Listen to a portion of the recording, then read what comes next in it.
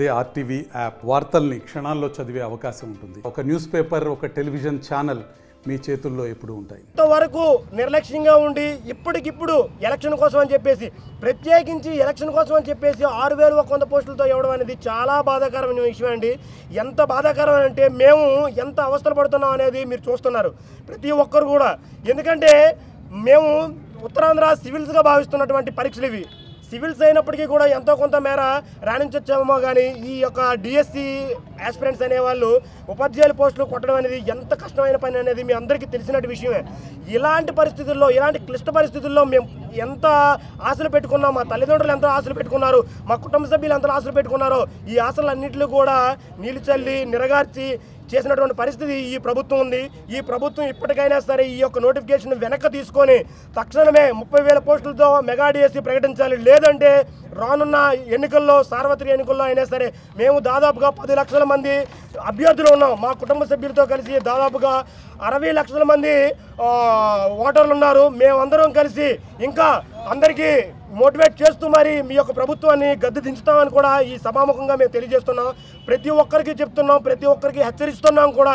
మేము ఏంటంటే ఈ యొక్క ఓటు బ్యాంకుతో మేమందరమే కూడా ఇక జగన్ ప్రభుత్వం రాకూడదు, శాశ్వతంగా మోస్తామం అవ్వాలని చెప్పేసి అనుకుంటున్నాం. అటువంటి పరిస్థితి తెచ్చుకోవద్దు. జగన్మోహన్ రెడ్డి గారు మా యంత్రాందు ఆశించి దయించి ఈ యొక్క నోటిఫికేషన్ని క్యాన్సిల్ చేసి మాకు మంచి పోస్టులతో ఇస్తారని కోరుకుంటున్నాం. థ్యాంక్ యూ అండి. ఆ రోజు జగన్మోహన్ రెడ్డి గారు ఏదైతే పాదయాత్రలో ఇచ్చినటువంటి హామీ ఉన్నదో 25,000 పోస్టులు ఇస్తానని చెప్పారు. ఆ రోజు చంద్రబాబు నాయుడు గారు ఏదైతే 7,000 పోస్టులు ఇస్తే మీరు ఆ రోజు హేళన చేసి మేము అధికారంలోకి వస్తే 25,000 పోస్టులు తక్షణమే విడుదల చేస్తామన్నారు. మరి ఈరోజు 4.5 సంవత్సరాలు అవుతుంది. 4.5 సంవత్సరాలు మీరు పబ్బం గడుపుకొని మీరు ఎంజాయ్ చేసి మినిస్టర్లకి, మీ ఇంట్లో వాళ్ళకి, మంత్రులు, రాజ్యసభలు అన్నీ ఇచ్చుకొని మరి ఈరోజు 4.5 సంవత్సరాలు దాటిన తర్వాత 6,100 పోస్టులు ఇస్తే మేము నిరుద్యోగులు కానివ్వండి, విద్యార్థులు కానివ్వండి, ఎవరైతే ఉన్నారో వారందరూ కూడా మమ్మల్ని క్షమించాం. మేము ప్రశ్నిస్తూ ఉన్నాం. మీరు ఏదైతే హామీ ఇచ్చారో 25,000 పోస్టులు తక్షణమే విడుదల చేసి ఈ డిఎస్సికి నోటిఫికేషన్, మెగా డిఎస్సి విడుదల చేయాలని చెప్పేసి మేము నిరుద్యోగుల తరఫున, విద్యార్థుల తరఫున యువజన కాంగ్రెస్ డిమాండ్ చేస్తోంది.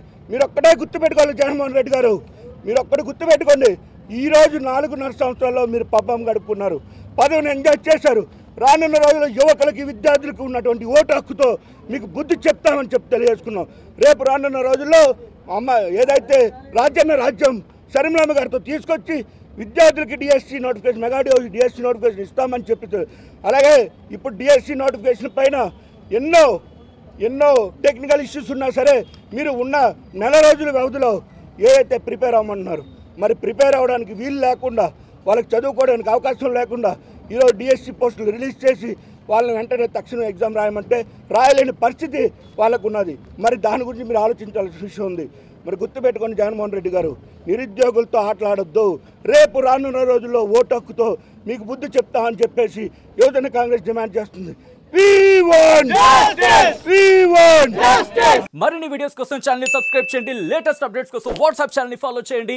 అండ్ లింక్ డిస్క్రిప్షన్ లో ఉంది.